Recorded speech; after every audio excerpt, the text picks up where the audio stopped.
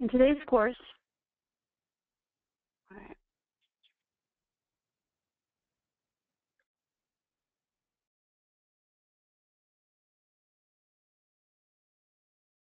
for fair housing. Today we're going to cover what exactly is fair housing. We will talk about the role of housing counselors in fair housing, practices of unfair housing. We will discuss fair housing in persons with disabilities. We will talk about the lesbian, gay, bisexual, and transgender community and fair housing laws. We will talk about exemptions, where fair housing laws do not apply. And then we will lastly discuss where to turn when there's been a violation, where to make a complaint and report. Section 1, what is fair housing? So first things first, we want to ask you to think to yourself and rank your current knowledge of fair housing laws. Are you extremely knowledgeable, very knowledgeable? Do you have some information, or do you need to learn more? Or do you feel you need to learn a lot more? So what exactly is fair housing? The term is often used, but we really need to know what it means. According to the Fair Housing Act, enforced by the U.S. Department of Housing and Urban Development, it bars discriminatory practices in housing related to race, color, national origin, religion, sex, handicap, or familial status. In regards to familial status, this also includes pregnant women, people securing the custody of children under the age of 18, and children under the age of 18 who are living with parents or legal custodians. Housing discrimination happens all throughout the United States. It's a nationwide problem. However, people think that we don't have an issue with discrimination, especially in housing anymore. However, we know that it happens daily, and housing discrimination is severely underreported. In fact, the state of North Carolina has reported that the U.S. Department of Housing and Urban Development estimates that more than 2 million instances of housing discrimination occur each year. However, less than 1% are actually reported. We know 30,000 complaints are filed each year. In 2007 alone, 10 HUD offices processed 2,440 complaints. The 105 Fair Housing Assistance Program agencies processed 7,700, and 81 private fair housing agencies throughout the country processed 18,000 complaints. Millions of acts of rental, sales, lending, and insurance discrimination happen. Racial and sexual harassment discrimination are going on. Zoning and land use discrimination continue to go on, and it all continues to be unchecked. But being treated when buying or renting a property is not an easy task. When being treated fairly is not always as easy as we think. It's been a problem throughout history. And so we want to talk about some of the legislative changes that have happened throughout our country's history to better understand how we get to today's fair housing laws. So we start with 1865, the end of the Civil War. And at this point, what we have is many, many, many freed slaves who are finding it impossible to rent or purchase homes. In response, we have the Civil Rights Act of 1866 that declared all people that were born in the United States are citizens. Race discrimination in housing becomes illegal, and people who are discriminated against are now able to sue for damages. So we have our first two protected classes. With the Civil Rights Act of 1866, we have race and color.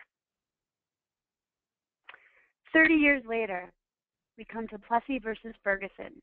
A black man named Plessy attempts to sit in a white-only railroad car in Louisiana, a state that has laws on the books stating that there's white cars and cars for people who are of color. He was arrested for violating some of those early separate but equal laws. And at that point, those laws made the actions criminally liable, and Plessy was found guilty. He then appealed and took it to the Supreme Court, and the decision that ensued made separate but equal the law of the land. It made it more pervasive throughout the United States. And we had separate but equal that flew spreading over into public life in many, many more ways than just railroad cars. We move forward to 1914 with World War I beginning, and throughout the country we have lots of social unrest. The reason being is that a lot of workers were being paid in what was called script. It was not real money. The conditions were very poor. The work was hard.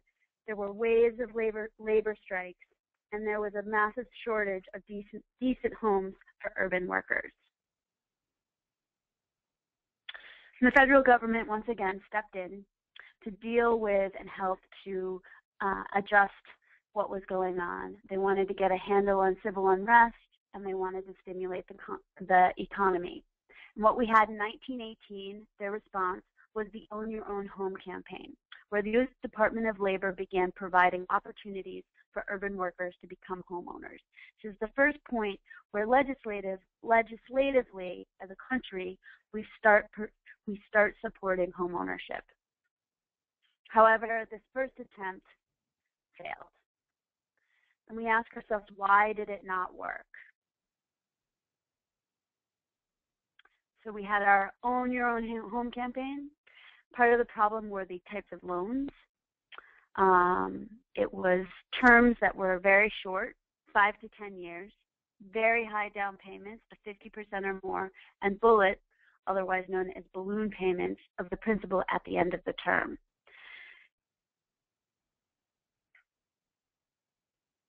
And what happened in 1929? We had the stock market crash, and what ensued was what we now know as the Great Depression. With the Great Depression, property values declined by 50%, banks refused to refinance loans that came due, and borrowers began defaulting. And from 1931 to 1935, 250,000 foreclosures happened each year. Nearly 10% of all homes were in foreclosure, and financial institutions attempted to resell the properties they were repossessing, putting further pressure on the housing market.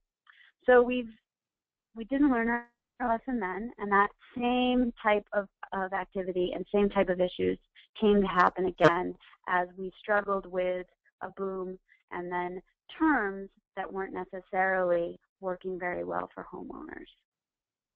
And we see the rates here with, in 1940, we see that dip that happened with housing and default from the Great Depression. And then we see the response, the government response, trying to support homeownership.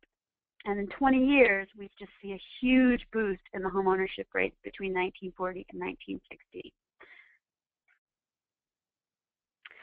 And part of what supported that was the National Housing Act of 1934. And so the government created 2 new agencies to stabilize the housing market. We had the Federal Housing Administration, which we all know now as FHA, to ensure mortgages that met specific criteria. Additionally, they established the Federal Savings and Loan Insurance Corporation, which insured deposits at savings and loans, and which ultimately failed during the savings and loan crisis. And that brings us to 1945. So we all know, when you step back and think 1945, we had the end of World War II. America was on the way to financial recovery. Soldiers were returning home, and the housing market was robust. But the reason that the housing market was robust was mainly because of white GIs able to access the housing market. As African Americans, we're still experiencing housing discrimination, especially in the southern states, and this continued through the early 60s. And that brings us to 1968 with Dr. Martin Luther King and the Poor People's Campaign. So the Poor People's Campaign was about bringing legislative change, and the goal was eliminating housing and income injustice. The Economic Bill of Rights that were a part of the campaign asked the federal government to prioritize an anti-poverty package. This included housing and a guaranteed annual income for all Americans. And what happened on April 4th, 1968? Dr. Martin Luther King was assassinated. And just 1 week later, the Civil Rights Act of 1968, commonly referred to as the Fair Housing Act, was signed into law on April 11th, just 1 week after his assassination.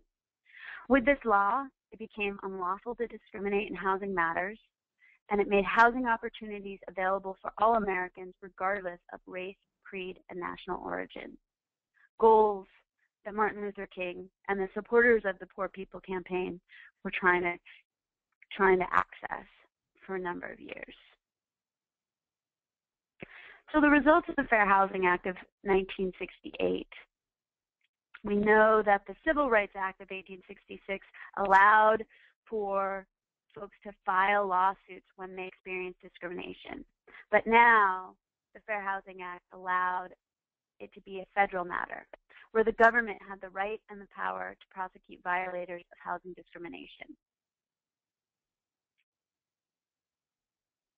The results also included that HUD was authorized to provide and contract with public or private organizations to provide information, advice, and technical assistance. And we all know that this is the beginning of what became the role of the housing counselor. And additionally, HUD began providing grants to nonprofit organizations experienced in the provision of homeownership counseling. And thus we have housing counseling as we know it today.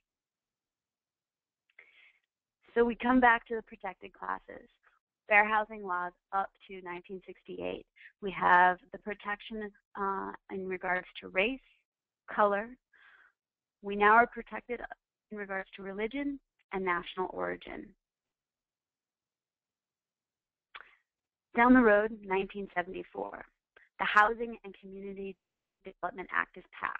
This created the Community Development Block Grants, known as CDBG, that allowed for funding to go throughout the United States in terms to build housing, to develop community, to support urban centers. And with this passage, we have the prohibit. We now know that we add disability, age, and sex as protected classes within the CDBG programs and activities. And we can see where our fair housing laws continue to protect more and more people in regards to the discriminatory activities that are happening at the time within housing.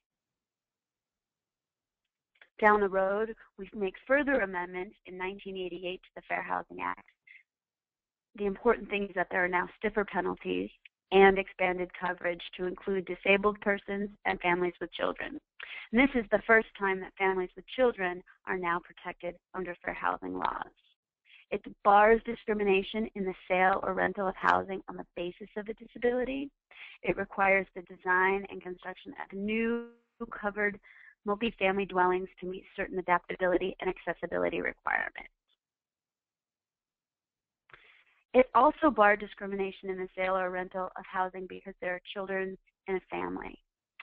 However, this is where we see our first exemption in regards to housing for older persons. And it modified the definition of discriminatory housing to include acts of interfering, coercing, threatening, or intimidating a person in the exercise or enjoyment of his rights. And here we can see through our history of the various legislative changes the addition of familial status. We also have the Equal Credit Opportunity Act of 1974. And though this is not specifically a Fair Housing Act, it does impact folks' ability to buy homes and access homes. And it makes it unlawful for any creditor to discriminate against any applicant with respect to aspect of a credit transaction on the basis of race, color, religion, national origin, sex, marital status, or age. And in regards to age, that's provided the applicant has the capacity to contract, meaning are they old enough, over 18 years of age, to sign a contract. And to the fact that all or part of the applicant's income derives from a public assistance program. And that last piece is what gives us, makes it unlawful to discriminate based on source of income. It applies to any person who in the ordinary course of business regularly participates in a credit decision. This includes banks, retailers, bank card companies, finance companies, and credit unions. So again, it's not a housing act, but it affects housing lending practices. And here we see all of the protected classes with all of the fair housing laws that we've seen through our history. So it's important to realize that our industry standards stand on the shoulders of men like Dr. King and Robert Kennedy.